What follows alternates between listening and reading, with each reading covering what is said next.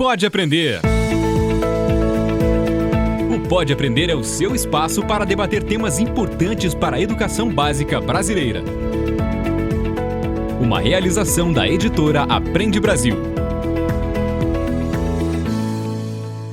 Olá, eu sou Danaí Búbalo. Seja bem-vindo, seja muito bem-vinda ao Pode Aprender, o nosso bate-papo qualificado sobre a educação básica brasileira.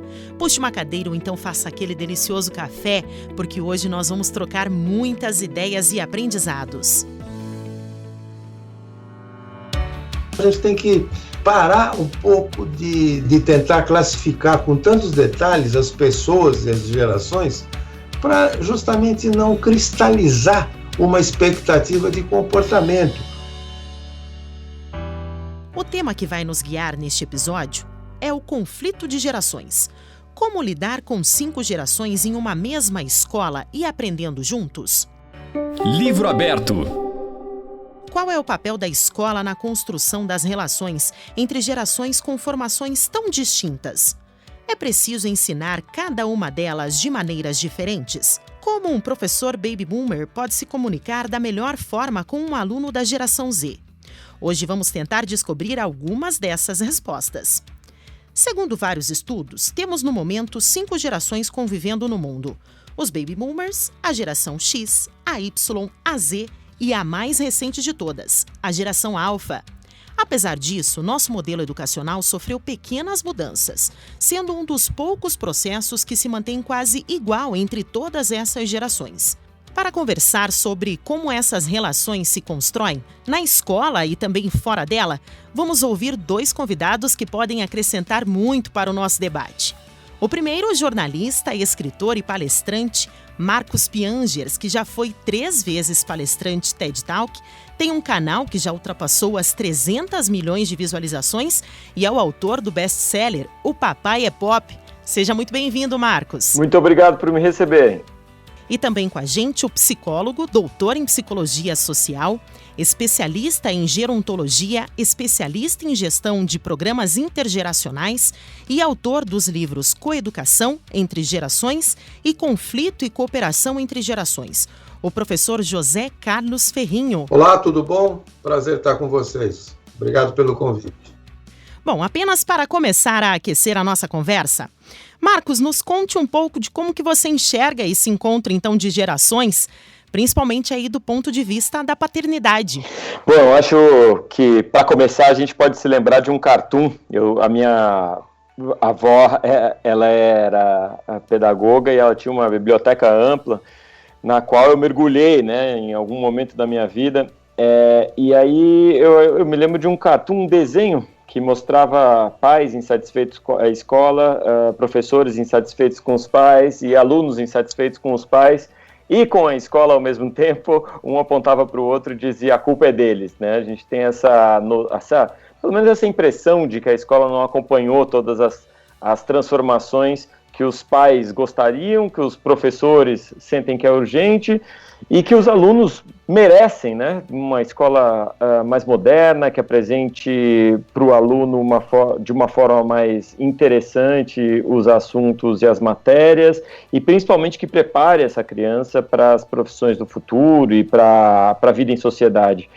Então, quando a gente olha para a escola e percebe que ela talvez seja um pouco, tenha ficado um pouco para trás nas expectativas aí, tanto de alunos como de pais, quanto de professores também, a gente imagina o tamanho, né, da dificuldade para transformar qualquer coisa relacionada à educação. Do ponto de vista do pai é bastante frustrante, porque a gente sabe que essas crianças elas vão ter uma vida profissional, e mais do que uma vida profissional, uma relação com tecnologia muito mais natural do que nós migrantes, né? A gente que viu o mundo analógico se digitalizando, a gente chama tudo isso de tecnologia. As crianças não chamam de tecnologia, né? Elas nasceram em voltas de tudo isso, de telas e algoritmos e de certa forma robôs, né? Que processam esses dados e tudo isso está na nuvem. Então tudo isso que a gente chama de tecnologia, as crianças simplesmente chamam de vida, né?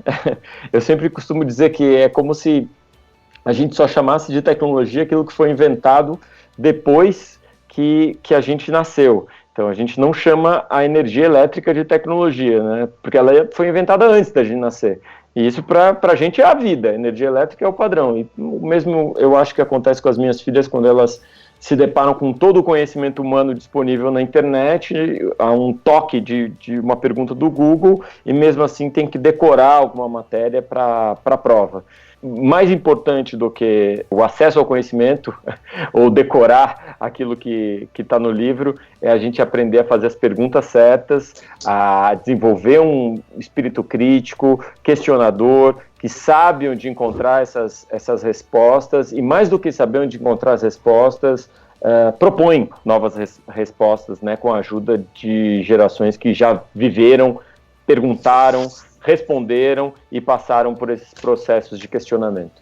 Professor José, e o senhor que já escreveu também sobre esse tema, podemos dizer que essa mistura ela é benéfica para todas as gerações?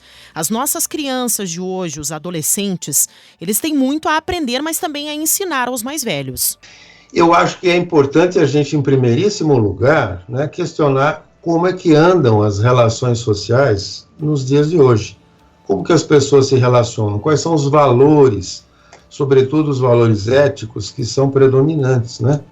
Então, vários autores falam que nós vivemos numa espécie de, digamos assim, mal-estar da cultura, mal-estar das relações sociais, e colocam aí nessa questão, né, nessas características dessa sociedade pós-moderna, a exacerbação do individualismo, o consumismo, o prazer aqui e agora, acima de tudo, né?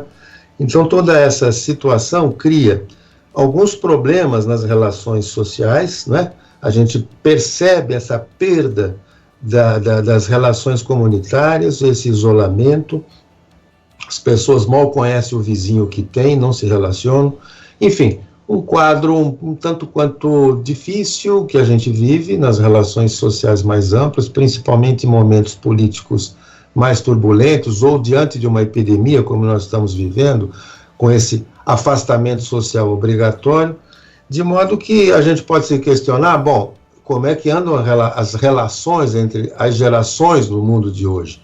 Elas simplesmente espelham, não é, essas relações sociais mais amplas. É importante lembrar que as gerações se encontram se relacionando bem ou nem tanto em vários espaços sociais, né? A família, o trabalho, as instituições socioculturais na linha do ensino não formal e na escola. Então, na escola nós temos as relações geracionais de diferentes tipos, alunos e professores, professores e funcionários, funcionários e alunos mais novos, alunos mais velhos, avós e netos, pais e filhos em recreação no espaço escolar, por exemplo, nos finais de semana, é alguma coisa que acontece muito esporadicamente, é uma experiência muito rica, mas infelizmente nós não temos políticas públicas que incentivem esse tipo de contato, né, de adultos da comunidade junto às crianças no espaço escolar, por exemplo, nos finais de semana. As escolas ficam abandonadas e portanto vulneráveis a depredações, etc. Existe a possibilidade também de se ter um trabalho de monitoria, por exemplo, uma experiência que eu conheci no Chile, de alunos, né, numa linha de reforço escolar, alunos carentes, né, pobres, feito por idosos, pessoas aposentadas que se dispõem a esse tipo de trabalho. Pega a caneta. Bom, agora que já conhecemos um pouco mais do background aqui dos nossos convidados, pegue a caneta que agora nós vamos nos aprofundar um pouco mais no assunto. Como comentamos, com o aumento da expectativa de vida, temos a convivência de cada vez mais gerações. Apenas para alinharmos aqui, citamos a geração Baby Boomers, que engloba os nascidos entre 1940 e 1960, logo após a Segunda Guerra Mundial, a geração X, dos nascidos entre 1960 e 1980, a geração Y, os Millennials, nascida entre 1980 e 1995 e que cresceu junto com a informática e também com a globalização. A geração Z, nascida entre 1995 e 2010, que já chegou em um mundo conectado e também que cresceu com o celular na mão. E a mais recente de todas, os filhos da geração Z, os alfas, nascidos após 2010 e que cresceram em um cenário de instabilidade política, econômica, em um mundo com um patamar altamente tecnológico. Bom, com tudo isso, vou começar perguntando aos nossos convidados quais são os principais desafios na educação diante de agentes, então, tão diferentes culturalmente entre si, professor José? Eu estava pensando, na Idade Média não havia uma noção exata de geração. Então, se você estivesse numa aldeia, numa cidade da Idade Média da Europa, você veria as crianças, os adultos, os adolescentes, os velhos, todos eles misturados nos mesmos espaços. E era tão forte essa essa ausência de ideia do que é uma geração, que existe a capa de um livro de missa do século XI que mostra o Cristo cercado de criancinhas. Mas se você olha a imagem das criancinhas, elas têm a proporcionalidade do corpo de um adulto. Ou seja, eles parecem mais adultos em miniatura do que propriamente crianças. Aí nós tivemos todas as transformações aí para a modernidade, de modo que foram sendo criados espaços sociais destinados a determinadas gerações. As crianças foram para a escola, os adolescentes foram objeto de um estudo mais aprofundado desse período de transição, muitas vezes turbulento, conflituoso, problemático, etc. Os adultos e, sobretudo, os velhos foram descobertos no final do século XIX para XX, a figura do aposentado, etc., e foram criados espaços sociais específicos para cada geração. Por exemplo, para os velhos nós temos os grupos de convivência, as escolas abertas, faculdades abertas para a terceira idade, temos as ILPIs, instituições de longa permanência, um nome mais palatável do que asilo. E agora, a partir de 2005, mais ou menos, houve uma atenção muito grande para as relações intergeracionais no mundo corporativo, dentro das empresas. A partir, então, mais ou menos desse período, segundo eu tenho acompanhado, criou-se toda essa nomenclatura que vai da geração, antes até dos baby boomers, né? Temos os veteranos, que é o pessoal que tem batendo os 80, 90, que são anteriores à Segunda Guerra Mundial, depois o baby boomer e todas essas outras gerações dentro dessa nomenclatura que você acabou de mencionar. Então, essa tipificação, essa criação aí de nomes para cada faixa, e são faixas cada vez mais estreitas, porque a noção de geração, que no passado, no século XIX, era a cada 30 anos, esse intervalo entre uma geração e outra foi encurtando, de modo que as empresas começaram a querer também estudar o relacionamento das gerações, visando uma melhor produtividade, um ambiente mais harmonioso, mais agradável, mais acolhedor para o trabalhador. Agora, um reparo que é importante. Quando se cria essa nomenclatura, fica se pensando, bom, o baby boomer pensa assim, o X assado, o Y pensa um pouco diferente, por exemplo, essas gerações mais novas, elas não se apegam à empresa, elas não vestem a camisa, ora estão aqui, ora estão ali. É verdade? Em parte sim, mas também não é totalmente verdade, porque se você pega um menino que é arrimo de família, um jovem que é arrimo de família, que mora numa favela, numa comunidade pobre, ele não pode se dar o luxo de pular de um emprego para outro.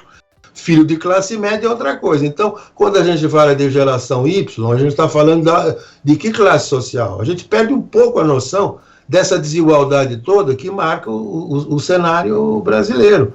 Então tem isso também. Então, assim, quando a gente fica criando muitas nomenclaturas e com expectativas de comportamento muito rígidas para cada uma delas, a gente acaba criando uma estereotipia, de tal modo que aí se dá um tiro no pé. O consultor, o gestor ou o técnico da empresa que quer harmonizar as relações pode até distanciá-las, né? Então a gente tem que parar um pouco de tentar classificar com tantos detalhes as pessoas e as gerações para justamente não cristalizar uma expectativa de comportamento. Um baby boomer pode ser um cara criativo, mas ele também pode ser um cara que não tem todo esse apego à empresa e vice-versa. Os jovens também podem querer vestir a camisa assim desde que sejam recompensados, reconhecidos e que tenham, né, condições de se desenvolverem profissionalmente. Todos os estudos que eu faço a respeito de gerações, me parece que é muito mais uma proposta publicitária ou para vender algum tipo de repórter geracional do que necessariamente o fato de que, obviamente, cada geração é impactada pela sua tecnologia. A gente teve no começo do século o cinema, depois o rádio, depois a televisão, e a gente sempre falou de como a tecnologia impactou uma geração, mas me parece que ela impacta toda aquela geração. A gente costuma achar que essa geração mais nova é a geração que tudo sabe sobre tecnologia, mas pergunta para eles assim, como é que se instala um programa, que eles já começam a se atrapalhar um pouco, porque eles conhecem ali um pouquinho da rede social, eles sabem aquilo ali, talvez melhor do que a gente, o TikTok. Então esse é um processo que eu acho que é uma colaboração constante entre gerações, né? A gente tem gerações muito mais experientes, que tem muito que ensinar para as gerações mais novas, e gerações mais novas que, sem dúvida, tem alguma coisa para também passar para as gerações mais experientes, e especialmente, assim, o que me faz brilhar o olho nessa geração mais nova é sempre o desafio do status quo. Essa geração mais nova, me parece, por conta desse acesso à internet, por conta desse acesso a uma cultura global, é mais respeitosa, busca trabalhar melhor em equipe. Então, eu acho tudo isso interessante. A gente sempre vai ver um lado ruim. Eu também sou muito crítico à tecnologia quando usada simplesmente para comparação da vida dos adolescentes com outros adolescentes, né? Então a gente vê um impacto das redes sociais, especialmente o Instagram, Pinterest, na autoestima das meninas, especialmente, né? Mas eu acredito também que o papel da escola é explorar essas potencialidades tecnológicas para mostrar caminhos virtuosos para esses alunos, para essas novas gerações e até para as gerações mais antigas. A gente precisa de acadêmicos e estudiosos de tecnologia apresentando para professores, diretores, pedagogos, alunos. A gente precisa de estudiosos de tecnologia apresentando caminhos virtuosos. Vou pegar um pouquinho a fala do Marcos, né, com relação a essas doenças que atingem hoje a nossa geração, né, a depressão, a ansiedade, elas foram ganhando cada vez mais importância, né, do que tinham lá 20, 30 anos atrás. Então, como que o profissional, né, pode lidar com a geração que hoje tem essa ansiedade? Como que ele pode se preparar para lidar com essa situação dos alunos?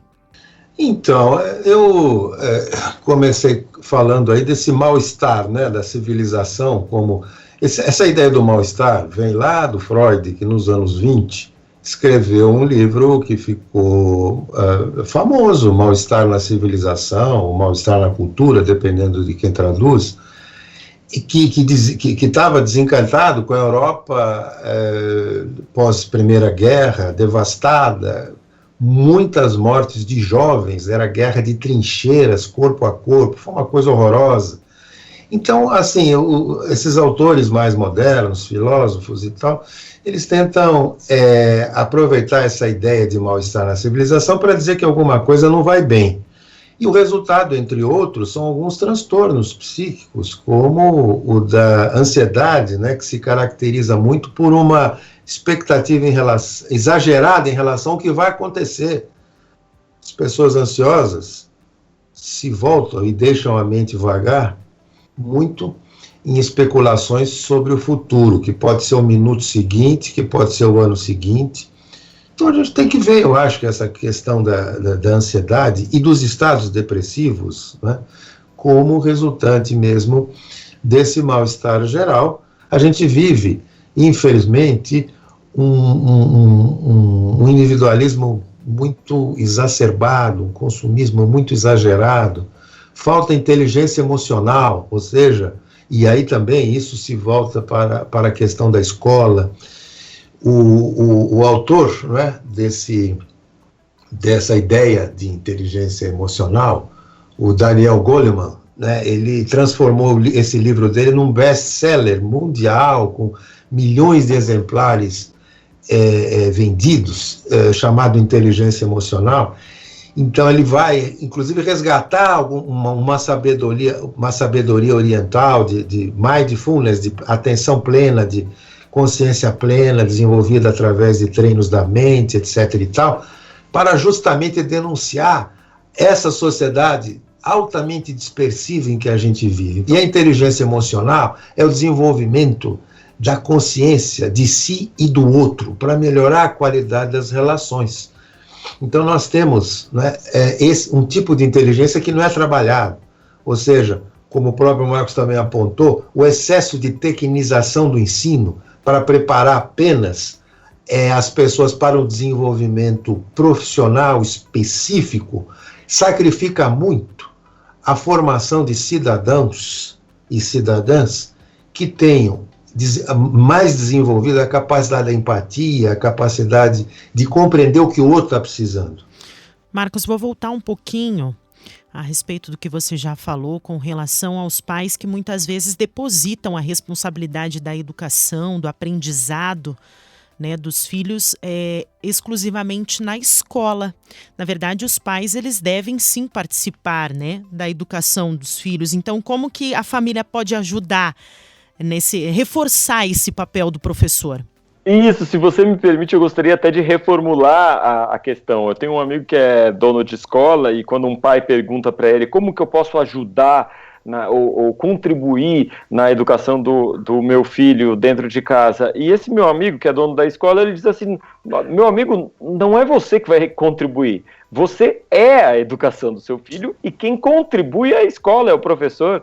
Então, assim, o primeiro papel, a primeira responsabilidade é do pai, de um pai atento, afetuoso, interessado, um pai que teve filho não para mostrar para os outros no Instagram, mas que teve filho para participar dessa missão de criar um outro ser humano, um ser humano que é melhor do que o próprio pai, que é melhor do que as gerações anteriores, um pai atencioso e que passa tempo de quantidade com o filho, e que ao passar tempo de quantidade, então transforma esse tempo de quantidade em tempo de qualidade, e que só assim consegue passar os valores como honestidade, solidariedade, humanidade, tudo aquilo que presume-se, né, esse pai aprendeu com o seu avô, e se não aprendeu, deveria então colocar em prática e quebrar um ciclo de não educação, porque essa é a nossa chance. Cada pai, me parece, é um otimista, acredita que pode quebrar um ciclo de uma educação distante,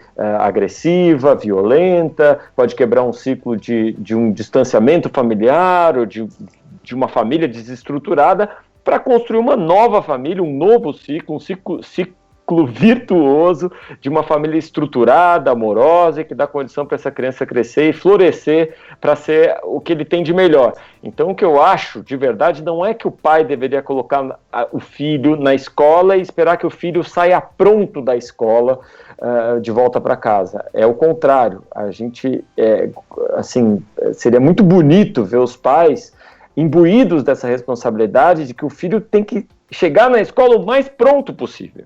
E aí, ao chegar nessa escola, ele chega numa instituição que vai priorizar muito menos as ligações intermoleculares, as inequações, a letra do ensino, a decoreba da apostila, a prova necessariamente, mas vai encontrar aí sim uma instituição que representa o mundo além da casa. O professor representa o adulto além dos pais. E a instituição escolar representa um mundo além da casa. Como que eu devo me portar em sociedade? Como eu devo me portar com meus amigos? Como que eu devo respeitar o próximo? Como que eu devo trabalhar em equipe? Como que eu desenvolvo uma empatia e uma solidariedade a respeito daqueles que não tiveram as mesmas oportunidades que eu? E isso é muito, muito, muito profundamente mais importante, mais transformador do que aprender as funções inorgânicas e por aí vai. Isso é profundamente mais importante de aprender do que necessariamente preparar essas crianças para estarem entrando numa fábrica, né, ou numa indústria, ou estarem se preparando para preencher relatórios. Então, me parece que a gente pode, assim, ver a escola como um ponto de encontro da criança com o mundo além da casa, né? Um mundo que é apresentado para essa criança e que muitas vezes é o único ponto de contato que essa criança vai ter com natureza, com outras pessoas, com pessoas de passados e referências diferentes da que essa criança tem, e isso é muito rico, é assim que se aprende. A criança aprende muito mais nessa relação com o próximo, com o outro, do que lendo livros e apostilas. Só queria complementar, durante 9 anos eu coordenei um programa intergeracional no SESC aqui de São Paulo, o SESC Gerações. Nesse processo, eu tive, assim, a oportunidade de testemunhar a riqueza desse encontro de gerações. Como que elas se encontravam? Se encontravam nos cursos, nas oficinas, nas atividades culturais que o SESC normalmente programa para todas as faixas etárias e tal. Esse programa especificamente tinha o objetivo de aproximar, de favorecer o diálogo. Então, por exemplo, numa oficina de teatro com idosos e adolescentes, ou numa oficina de contação de histórias de idosos e crianças, nas atividades físicas também, e, sobretudo, na área artística. Eu acho que é muito importante as crianças terem contato com a arte. A arte é, de fato, transformadora e ela pode desenvolver uma sensibilidade, né? Então, esses encontros geravam um processo muito interessante de coeducação. Dava para perceber que os mais velhos passavam para as crianças as suas experiências, as suas histórias, as histórias das quais eles foram testemunhas, a história da família, a história do bairro, da cidade, e como isso despertava, de fato, o interesse das crianças e dos adolescentes. Então, acredito que haja essa possibilidade dos mais velhos ensinarem coisas muito interessantes para as crianças. Saberes práticos, né? Por exemplo, como que se constrói um brinquedo, como que se conserta uma máquina, como se produz uma comida gostosa a partir de uma receita determinada. São, assim, coisas simples do cotidiano que aproximam as pessoas, que solidificam uma relação afetiva, o afeto, o desenvolvimento da própria amizade. Eu acho que nesse encontro de jovens com os velhos é preciso que se faça um ajuste fino de uma dialética em que os velhos, que têm uma autoridade do ponto de vista do conhecimento. Autoridade é uma coisa, autoritarismo é outra, mas uma autoridade de quem aprendeu coisas que eles, jovens, ainda não sabem e que é importante passar para eles. Então, o valor, por exemplo, das tradições. Por outro lado, o respeito que os mais velhos têm que ter na possibilidade de que aquela criança, aquele jovem, na possibilidade de que ela traz a esperança de um mundo melhor do que esse que a gente está entregando para elas. Bom, depois dessa conversa assim de grande valia, agora está na hora da gente conferir um relato de uma professora da geração X, que dá aula para a educação infantil, que é a geração Alfa.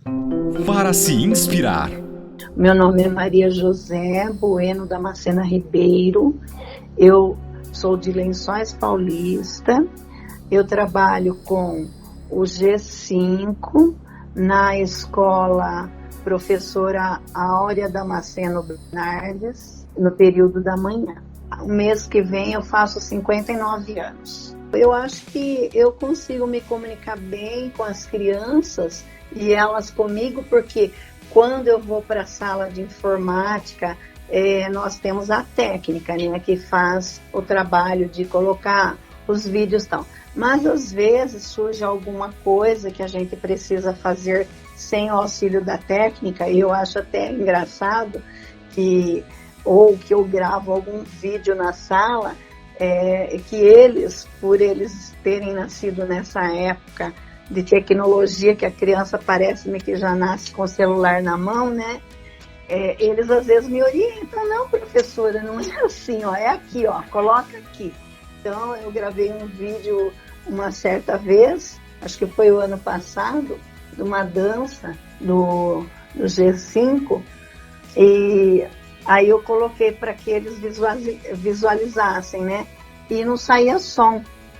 Eu falei, acho que eu gravei errado alguma coisa. Daí um menininho muito esperto veio e colocou o dedinho assim. Não, professora, tem que colocar aqui o dedinho aqui no alto-falante, aqui, ó, que sai o som, quer ver? E me orientou. Então eu acho assim o máximo, né? Eles participam às vezes, porque assim eu falo para eles que eu não sei tudo, né? Então tem muita coisa que eu estou aprendendo e que a gente vai aprender juntos, né? Múltipla escolha. No quadro Múltipla Escolha, então, de hoje, a gente pede para os nossos convidados trazerem algumas dicas, né? Brevemente aí relacionadas ao assunto que a gente discutiu. Marcos, eu gostaria que você listasse, então, alguns filmes, um livro, ou então uma série que pode exemplificar aí o que a gente discutiu no Pode Aprender de hoje. Eu vou citar, então, um autor que me ajudou muito na educação das minhas filhas. Ele se chama Alexander Sutherland Neill, ele é o fundador da Escola Democrática de Summerhill, né, uma escola, se eu não me engano, foi fundada nos anos 30 ou 20 ainda, uma escola bastante antiga nos arredores de Londres, fundada com o interesse de criar um ambiente de aprendizado seguro, respeitoso e principalmente respeitoso pela criança, né? Então, costumo dizer que é importante que a gente tenha a crença de que uma criança é uma pessoa. A sociedade costuma tratar a criança como uma não pessoa, né? E muitos pais também, a gente arranca as coisas da mão da criança, a gente grita com a criança de um jeito muito desrespeitoso e depois não entende por que essa mesma criança grita com os coleguinhas ou bate, agride o próprio pai ou o avô, né? Então, essa noção radical de que a criança é um ser humano, acho que foi a semente que fez o Alexander, o Sutherland Neill criar Summerhill e escrever anos depois, acho que 30, 40 anos depois, ele escreveu Liberdade Sem Medo, que é um livro que você vai encontrar em sebo. Ele conta as histórias de Summerhill, conta né, as experiências de criar uma escola democrática em que a criança podia muito bem não estudar, ficar só brincando com os coelhinhos e ficar, por um mês inteiro só explorando a natureza.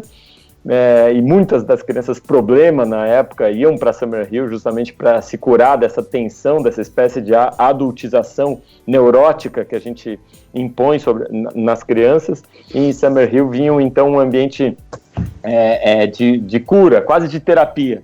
E depois, 6 anos depois, questionado se aquilo não era liberdade demais para as crianças, ele escreve o Liberdade Sem Excesso, que basicamente é um livro que ele responde as principais dúvidas dos pais ao longo daqueles 6 anos depois que o Liberdade Sem Medo foi lançado. Então são 2 livros que eu acho assim, essenciais para a gente entender o papel do pai, inclusive, e acho que de certa forma o papel da escola, o papel da criança na sociedade, a importância de respeitar a criança, porque mais tarde essa criança vai crescer mais completa e respeitando mais o próximo. E, professor José, que conteúdos, então, que o senhor indica para os nossos ouvintes aprenderem mais com relação às diferentes gerações? Tem um livro da professora Miriam Lins de Barros, do Rio de Janeiro, chamado Autoridade e Afeto: Avós, Filhos e Netos na Família Brasileira.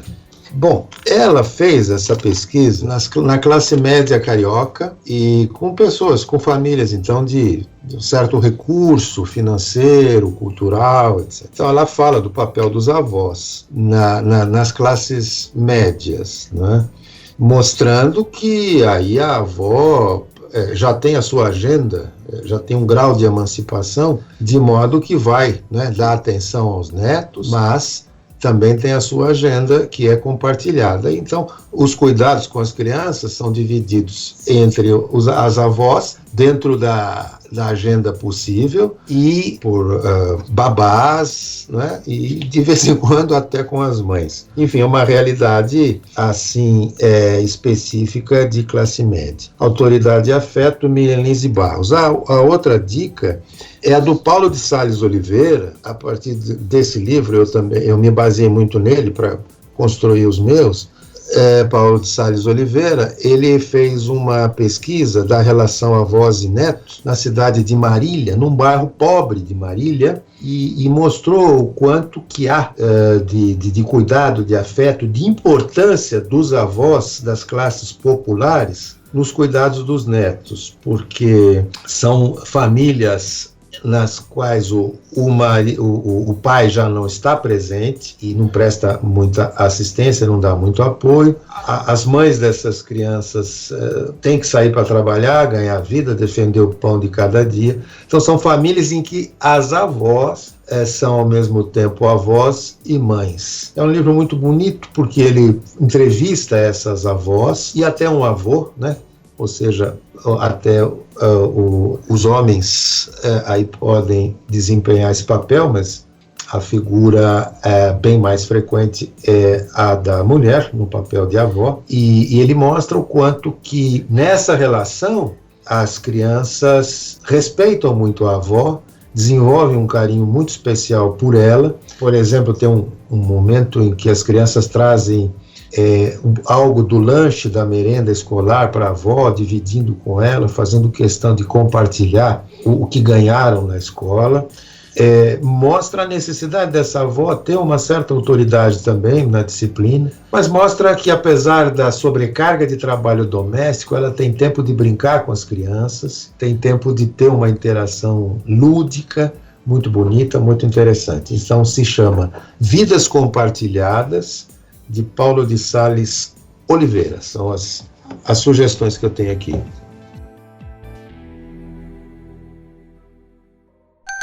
Diversão para casa. Para encerrar, eu gostaria de agradecer a presença então de vocês hoje no nosso Pode Aprender. Eu acredito que foi um bate-papo muito proveitoso. A gente conseguiu discutir bastante assunto, mas ainda pode ficar algumas dúvidas, né, para os nossos ouvintes. Então, gostaria que vocês, se pudessem, né, deixar aqui aonde que a gente pode acompanhar o trabalho de cada um, como que as pessoas podem aí fazer trocas, né, de experiências com o professor, com o Marcos. Bom, eu posso deixar o meu e-mail, jcferrigno@gmail.com. Marcos, aonde que o pessoal pode te encontrar?